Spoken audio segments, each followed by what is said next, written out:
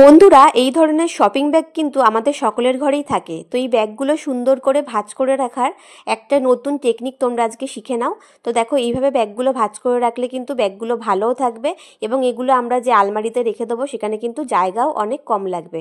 তো দেখে নাও আমি কীভাবে ভাঁজ করছি। ব্যাগটা এরকম দুপাশ থেকে প্রথমে ভাঁজ করে নিয়েছি, তারপর নিচ থেকে দেখো রোল রোল করে এরকমভাবে আমি ঘুরিয়ে ওপর দিকে তুলে নিচ্ছি। আর দুটো যে হ্যান্ডেল থাকে সেটা কিন্তু আমি এইভাবে দুদিক থেকে ঘুরিয়ে নিয়ে দেখো অ্যাডজাস্ট করে দিচ্ছি, টেনে এইভাবে লাগিয়ে নিচ্ছি। দেখো কি সুন্দর ভাঁজ হয়ে গেল। তোমাদের আরেকটা ব্যাগও আমি দেখো ভাঁজ করে দেখাচ্ছি তোমাদের বোঝার জন্য। তো দেখো এই ব্যাগগুলোও তোমরা কিন্তু একই প্রসেসে এরমভাবে ভাঁজ করে রাখতে পারবে। তো এরমভাবে নতুন একটা পদ্ধতি ব্যাগ ভাঁজ করার তোমাদের কেমন লাগলো অবশ্যই কিন্তু কমেন্ট করে জানিও। এইভাবে ভাঁজ করে রাখলে ব্যাগগুলো ভালো থাকে এবং সেটা কিন্তু আমাদের আলমারিতে অ্যারেঞ্জ করে রাখার জন্য সুবিধা হয়, অনেক অল্প জায়গা লাগে।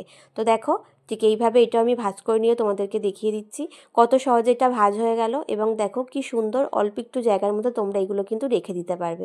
দেখতে কি সুন্দর লাগছে না বলো? তো দেখো পরের